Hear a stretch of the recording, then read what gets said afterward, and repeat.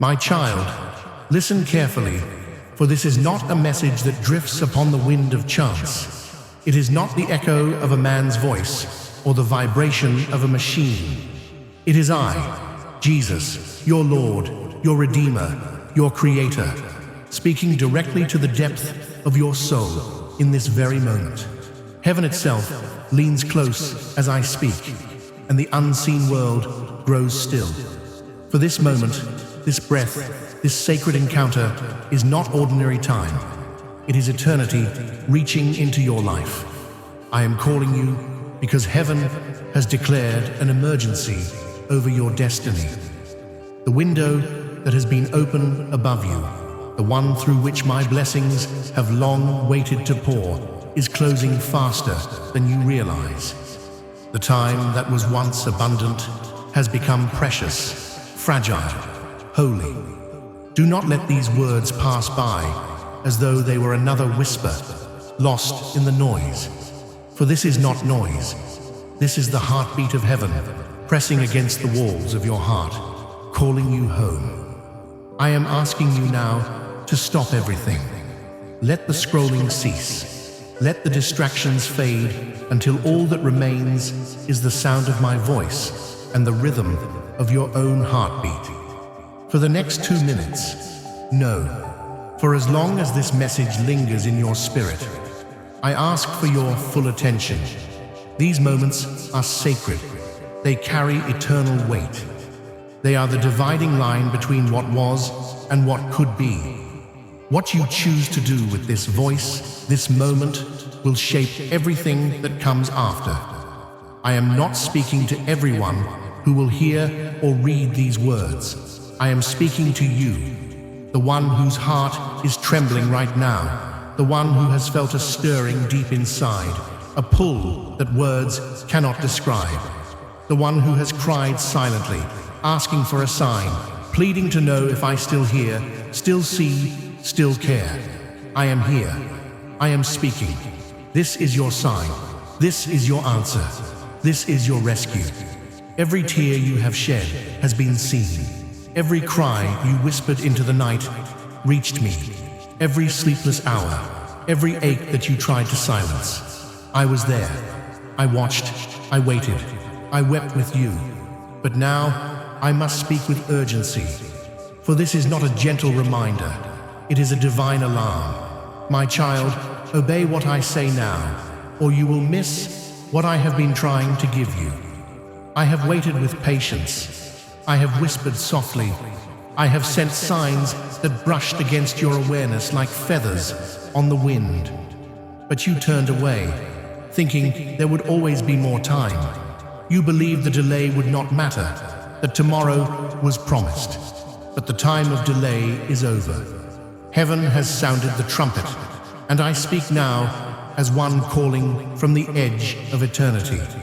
The doors that stand before you, the ones leading into your destiny, are beginning to close.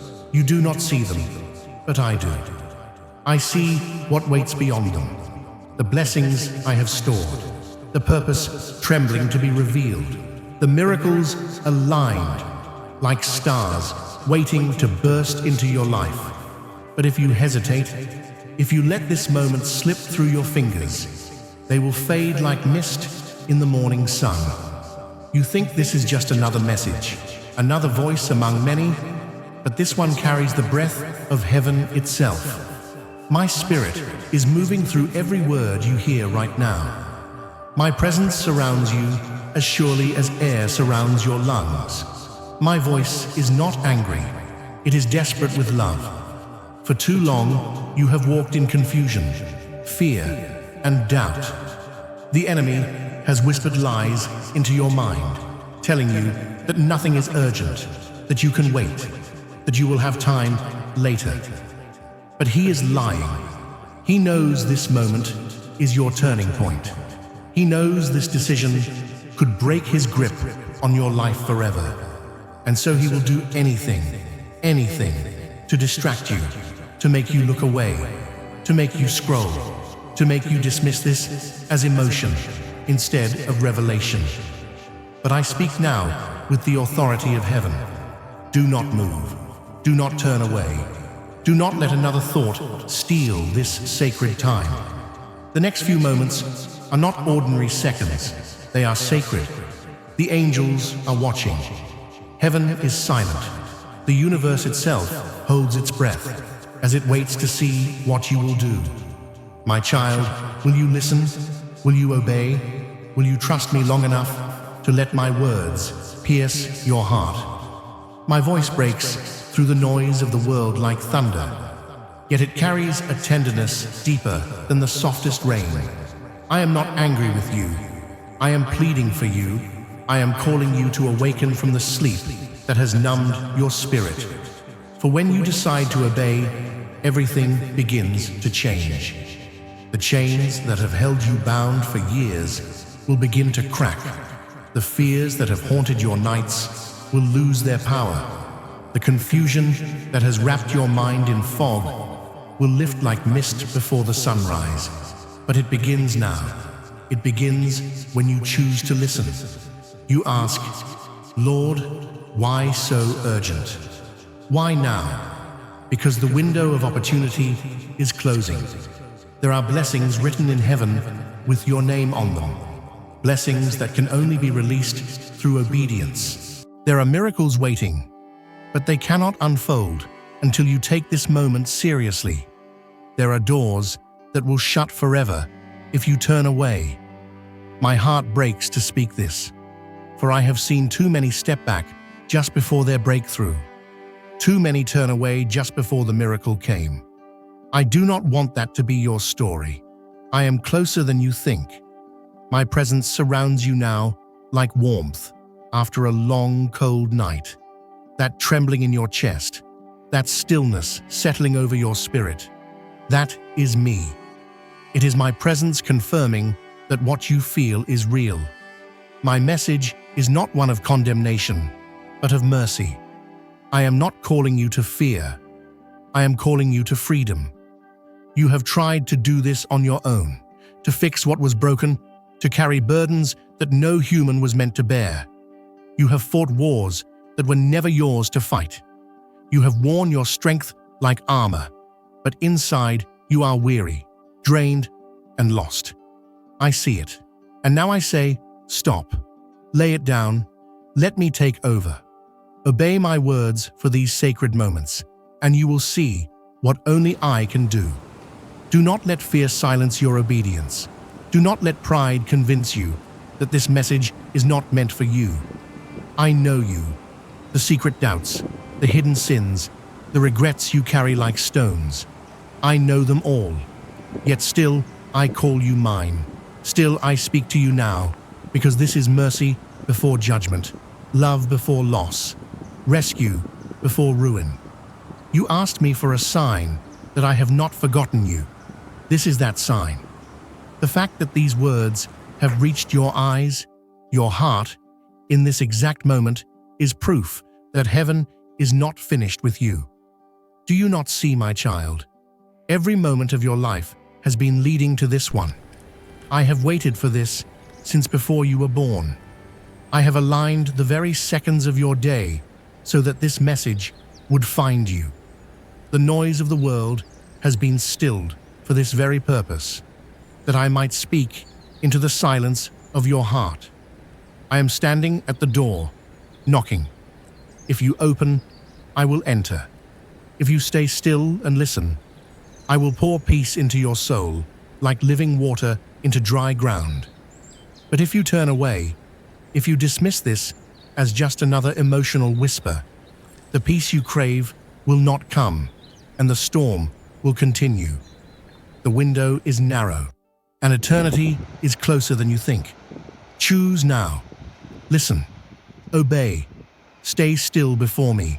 For if you open your heart in this moment, I will shift everything, your circumstances, your future, your very being. But if you walk away, you will lose what cannot be replaced. My child, every second counts. Every heartbeat echoes in eternity. Do not let this moment pass you by. The clock of heaven is moving, its hands trembling upon the edge of time. Every second that passes carries eternal weight, I do not speak from impatience, but from mercy. I see what you do not see. I see how close this world stands to breaking. I see hearts running out of time to choose light over darkness, truth over deception, me over the world. The spiritual clock has nearly struck its final moment for many hearts, and so I call once more, not to frighten you, but to awaken you. I love you too deeply to stay silent while your destiny trembles between two eternities. That uneasiness in your chest, that pull you cannot name. It is not your imagination. It is heaven calling your name. I have been reaching for you through dreams that unsettled your rest, through moments that went wrong only to slow you down, through whispers that urged you to pray when you didn't understand why. All of it was me. Every coincidence was my hand, guiding, nudging, pleading. Yet you brushed them away. You said, maybe tomorrow. But there is no tomorrow, not the way you imagine it. I am calling now because the window you stand before is closing. You measure your days by clocks and calendars. I measure them by purpose and obedience. You think there will always be another sunrise, another chance, another breath to decide. But I tell you, time is folding in upon itself. The season of hesitation is ending. There is a countdown in heaven unseen by human eyes. When it reaches 0, the door of mercy will shut. Not because I want it to, but because it cannot stay open forever. The traveler stood in the hush that follows thunder. The words he had heard still vibrated through the air, as if the rocks themselves remembered them. Around him, the world seemed to breathe, a slow, patient breath that carried the scent of rain and dust and something older than both. He did not move at first. He was afraid that if he did, the presence that had spoken might vanish, and with it, the strange certainty that had settled inside his chest. But the stillness pressed on him like a weight, and at last he lifted his eyes toward the ridge where light had begun to bloom. It was not the light of dawn, though it looked like it. It was the kind of radiance that asks questions without using words, the kind that exposes what is hidden in the folds of memory. And he realized that what had been offered to him was not simply comfort. It was a call, a command, written in tenderness. He began to walk. The ground was uneven, the path half erased by time, yet his steps found a rhythm that matched the beating of his heart. Every stone he passed seemed to hold a whisper of something left undone, choices unmade, mercies refused. He felt them brushing against him, these memories that were not quite his own, but belonged to the long line of wanderers who had stood where he stood now. The valley deepened, and with each step he felt the echo of that unseen voice pushing him forward, not in anger, but in longing. It was a longing older than his failures, larger than his fears, a longing that reached for him the way the horizon reaches for the sea. At the heart of the valley, a river wound through reeds, the color of tarnished silver. It moved slowly, carrying reflections that were more vivid than reality. When he looked into it, he saw not his face, but the faces of all the versions of himself that might have been. The child who once believed in impossible light, the youth who laughed without suspicion, the grown man who hid his weariness behind practiced strength. They watched him from the surface, silent and waiting. He knelt, and the coolness of the water bit into his skin. For a long moment, he could not speak. Language seemed too small for the grief that rose within him. Then a single word formed, a word older than regret: forgive. He whispered it, and the river answered with ripples that spread outward until they vanished against the reeds. Something lifted from his shoulders, something invisible, but heavy, as though a shadow had exhaled. When he rose, the light had changed again. It had deepened into gold that carried warmth and sorrow in equal measure. The traveler sensed that he was being watched, not by eyes of judgment, but of remembrance. The air itself seemed alive with witnesses, the unseen multitude of those who had found their turning here before him. Some had obeyed the call and walked toward the brightness. Others had turned back to the comfort of familiar darkness. The valley remembered them all, but it did not speak their names. It waited only for his choice. And though he wanted to ask for more time, he knew that delay would dissolve everything that had been offered. The window between hearing and obedience was narrower than he had imagined. He thought of the years that had blurred together, the endless labor of building walls to protect himself from disappointment, the prayers spoken more out of habit than hope. He thought of how easily the world teaches a person to live half awake. The voice that had called him had cut through that half-life, like lightning through cloud, and now, in its absence, he felt both loss and invitation. The silence was not emptiness. It was space made for response. Somewhere beyond the ridge, he sensed movement, perhaps the source of the voice, perhaps only the wind carrying the promise of it. He understood then that revelation is never finished. It waits on the courage of the listener. He began to climb. The path rose steeply, twisting between jagged rocks that glowed faintly as if remembering the touch of fire. Every step forward demanded that he leave something behind. He left the bitterness he had nursed like a wound. He left the fear of being seen. He left the notion that he could measure worth by success or approval. With each shedding, the climb grew lighter, though his muscles trembled from the effort. The higher he went, the more the valley below dissolved into mist. From that height, he could see how small his wanderings had been, how every detour still curved in secret toward this meeting place. The thought filled him with awe and a quiet kind of shame. Yet the voice, though silent, felt near, as if it breathed within his very breath, patient and unwavering.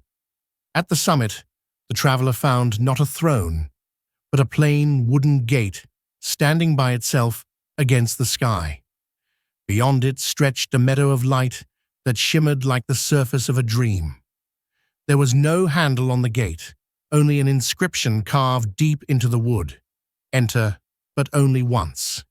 The simplicity of it struck him harder than any sermon. He knew that this was the meaning of the urgency he had felt. Some thresholds open only for the length of a heartbeat. To hesitate is to lose them. And so he stood there, trembling, the wind pulling at his clothes, the weight of decision pressing upon him. He could turn back to the safety of uncertainty, or he could step through and let the past collapse behind him. In that instant, he remembered the river's whisper, the warmth that had lingered on his skin after he had spoken forgive, and he knew what he must do. He pushed the gate. It yielded soundlessly, and light poured through, folding around him like a tide. It was not blinding, it was clarifying.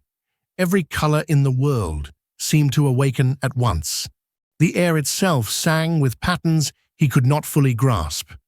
Somewhere within that brightness, he sensed the presence that had spoken before, no longer a voice separate from him, but a rhythm that moved through every fiber of his being. It was as if love had found a language made of light and was teaching him to speak it. In that radiance, he saw his wounds not erased, but transformed, their scars shining like seams of gold. He understood then that redemption is not the undoing of pain, but its transfiguration. What was broken becomes the opening through which the light enters. Time ceased to matter. He could not tell if moments or centuries passed as he stood there, filled with a peace that was alive and wild. When the light finally softened, he found himself once more in the valley, though everything had changed. The river was still there, but its water now reflected the sky's brightness. The air smelled of beginnings. The path behind him was gone, swallowed by mist. Ahead lay new ground, green and waiting. He realized that obedience had not ended in surrender, but in freedom. The gate, the climb, the choice, all of it had been preparation for this, to live awake, to move with the rhythm of the voice that had called him. He knew it would speak again, perhaps in thunder, perhaps in the quiet of ordinary days, and when it did, he would recognize it, not as something foreign, but as the echo of his own renewed heart. He walked forward, not knowing where the path would lead, only that it led away from silence into song. The valley behind him shimmered like memory, and above him the sky opened wider than he had ever seen it. Somewhere, just beyond the reach of sound, the same voice whispered, not as command, but as companionship. It said that every step taken in faith extends the borders of light, that every act of mercy turns the world a little closer to its true design. And so he kept walking, carrying the memory of the call like fire in his bones, understanding at last that revelation was not a single moment, but a life stretched toward the horizon of love. The traveler walked for a long time across the green that had opened before him.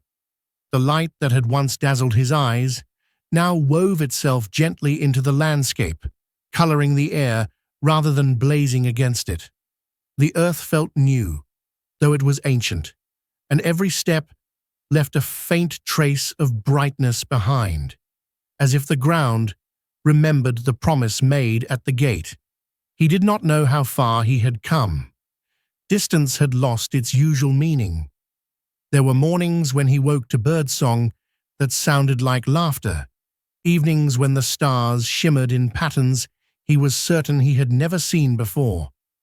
In that vastness, time stretched and folded, and he learned to measure it, not by hours, but by changes of heart. Each breath carried the quiet instruction to remain awake. For in this new country, everything, wind, shadow, scent, spoke the same language of revelation. After many days, the horizon thickened into a shimmer that might have been heat or might have been the outline of walls. As he drew closer, he saw that it was a city, yet unlike any city built by human hands. Its towers were not of stone, but of glass, that reflected the sky so perfectly that they seemed made of air. Streets wound like silver rivers through arches that rose and dissolved in light. There were no gates. Instead, the boundaries of the city breathed in rhythm with the traveler's pulse, opening and closing in silent welcome. He stepped across that living threshold, and a tremor passed through him, the sensation of being seen completely, without accusation. The city was quiet, yet alive. Every surface mirrored not only what stood before it, but also what it remembered. He saw flashes of other travelers who had come this way, their faces serene, their eyes turned toward something distant and unseen. For the first time, he understood that the journey was not solitary, even when the path appeared empty. There had always been others walking beside him, in the spaces between breaths. He wandered through streets that curved gently upward, their pavements inlaid with symbols that pulsed faintly underfoot. The walls of the buildings rose like pages of a great book, etched with stories that changed as he looked at them. Sometimes he caught fragments of his own life there. The boy kneeling by a broken toy, the young man turning away from love out of pride, the seeker trembling at the gate of light. Each image shimmered for a heartbeat, then merged back into the glass as if to remind him that memory, too, is a kind of architecture. The city seemed to speak without sound. What you have lived becomes what you walk upon. The thought filled him with both wonder and humility. He realized that redemption had not erased his past, but had woven it into the foundation of the place he now stood. Every regret had become a brick of transparency, every act of grace, a beam of light holding the structure together. In the center of the city stood a vast reflecting pool surrounded by trees whose leaves glowed with inner fire. The water was perfectly still, and when the traveler looked into it, he did not see his reflection, but the faces of those who waited for healing, forgiveness, or courage. They were countless, men and women from every age, children, the weary, the forgotten. Their eyes were turned upward, as if listening for the same voice that had called him. As he watched, he felt a pull within his chest, a sense that their longing was not separate from his own. He knelt by the pool and reached out. The surface rippled, and one by one, the faces began to fade, leaving behind only rings of light that drifted toward him and entered his skin like warmth. In that instant, he knew that compassion is not given. It is awakened. To carry the light was to carry everyone touched by it. He bowed his head, overcome not by sadness, but by the weight of shared being. When he rose, a figure stood on the opposite edge of the pool. The stranger's features were blurred by distance, yet familiar, like a reflection glimpsed in passing. The traveler called out, and the figure did not answer, but began to walk along the water's edge toward him. With each step, the air shimmered, revealing fragments of scenes the traveler recognized as moments from his journey. The valley, the river, the gate. It was as if the path itself had taken human shape. When they met at last, he saw that the stranger's eyes were his own, only deeper, filled with light that seemed to come from both within and beyond. "Who are you?" he asked, though he already knew. The answer came not in words, but in a wave of understanding that rippled through him. "I am what you are becoming." And with that realization came another, that the voice he had followed had never been entirely separate from him. It had been the truest part of himself, calling from the end of time, urging him toward the fullness already written into his design. They stood together, mirror and reflection, until the difference between them dissolved. The city around them pulsed brighter, as if exhaling. The traveler felt his thoughts expand until they touched the edges of everything. The trees, the stones, the stars beyond the sky. Each thing hummed with purpose. He saw how every choice made in love sends ripples through creation, how mercy is the law by which the universe holds itself together. He understood that to live awake was to become a channel through which that mercy could flow freely. The knowledge was too vast for words, yet it felt utterly natural, like remembering something long forgotten. And as the brightness reached its peak, the traveler sensed that the city itself was not a destination, but a mirror, one that revealed what the world could be if seen through the eyes of light. When the brilliance subsided, he found himself standing at the edge of the city, where a road led outward into open plains. Behind him, the towers gleamed softly, no longer overwhelming, but familiar, like the glow of hearths seen from a distance. He realized he was being sent back, not as punishment, but as commission. The journey inward had prepared him for the journey outward. He was to carry what he had learned into places where the air was still heavy with forgetfulness. The idea filled him with both awe and trembling. He looked once more at the shining streets, at the pool now calm as glass, and whispered a promise that he would remember the rhythm of the light even in darkness. The city responded with a single pulse that passed through his body like a heartbeat, sealing the vow. He stepped onto the road. The plains before him were wide and full of motion, winds bending the tall grass, clouds casting shadows that chased one another like thoughts. Somewhere ahead lay villages and cities, built of stone and noise, places where people hurried past one another without seeing. He knew that when he reached them, the memory of this radiance would seem impossible. But he also knew that light, once seen, cannot be unseen. It lingers behind the eyes, waiting to be recognized. As he walked, he felt the landscape subtly change around him. Trees bowed as if in greeting. Streams murmured fragments of the melody he had heard beyond the gate. The world was not divided between sacred and ordinary. It was the same world, seen differently.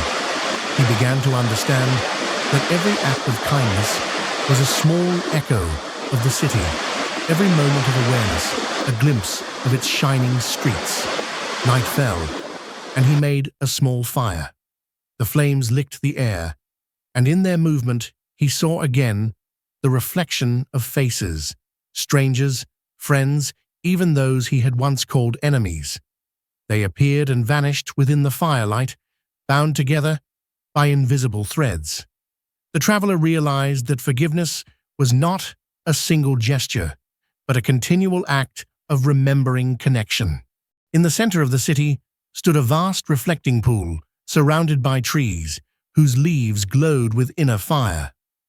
The water was perfectly still, and when the traveler looked into it, he did not see his reflection, but the faces of those who waited for healing, forgiveness, or courage.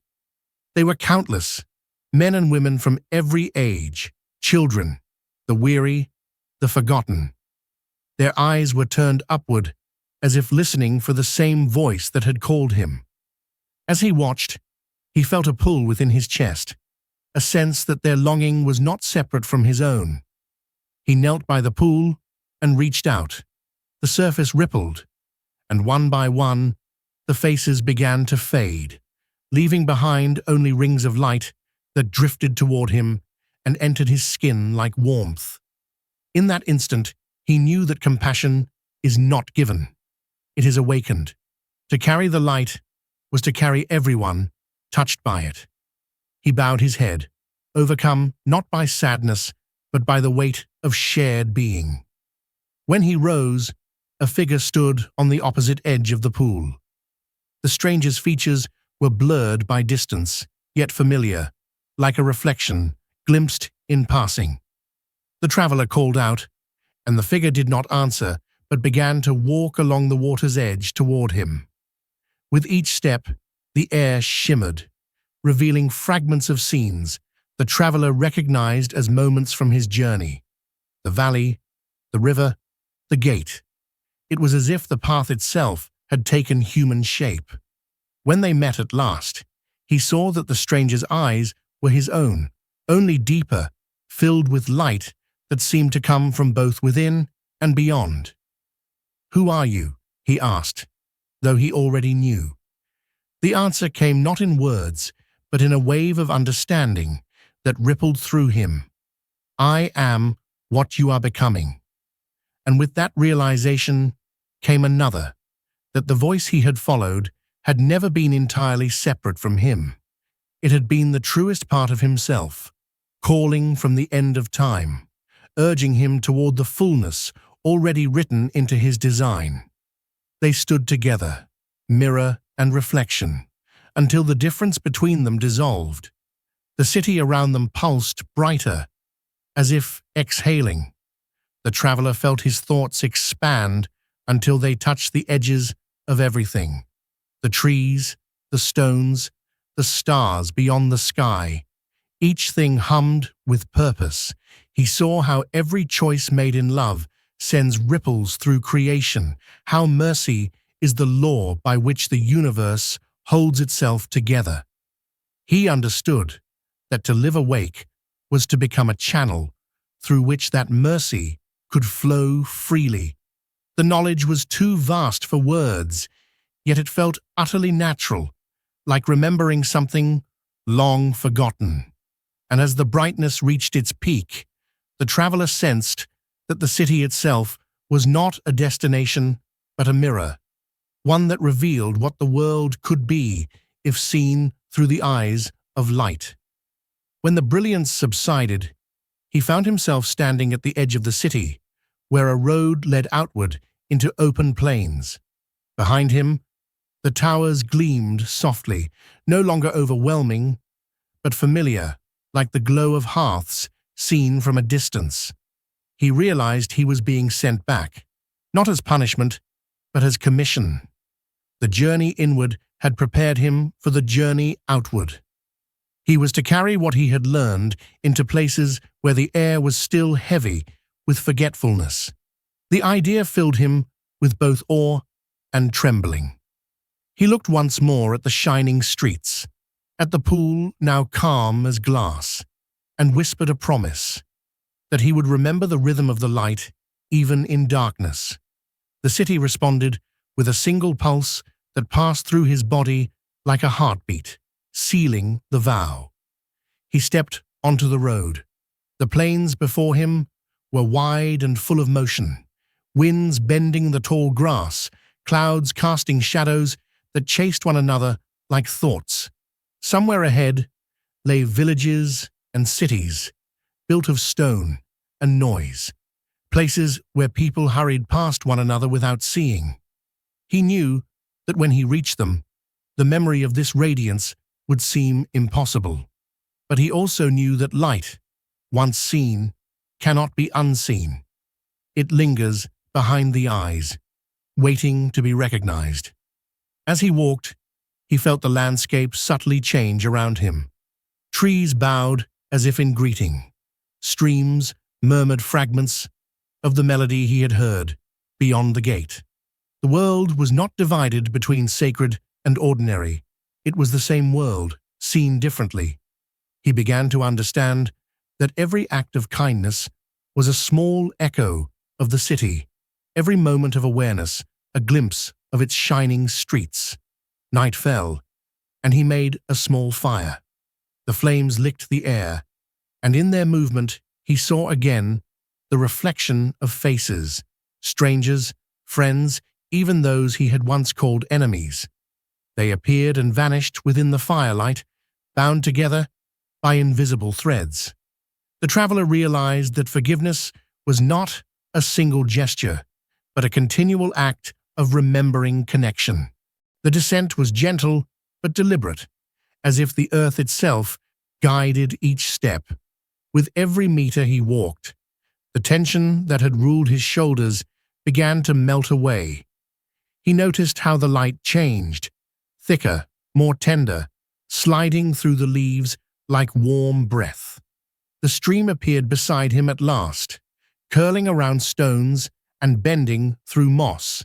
He followed its course until it widened into a small lake so still that it mirrored the sky perfectly. When he looked into that mirror, he did not see the weary figure he expected. Instead, he saw something younger, untouched by the dust of years. Not innocence exactly, but clarity. His reflection smiled, not as one who has triumphed, but as one who has finally remembered.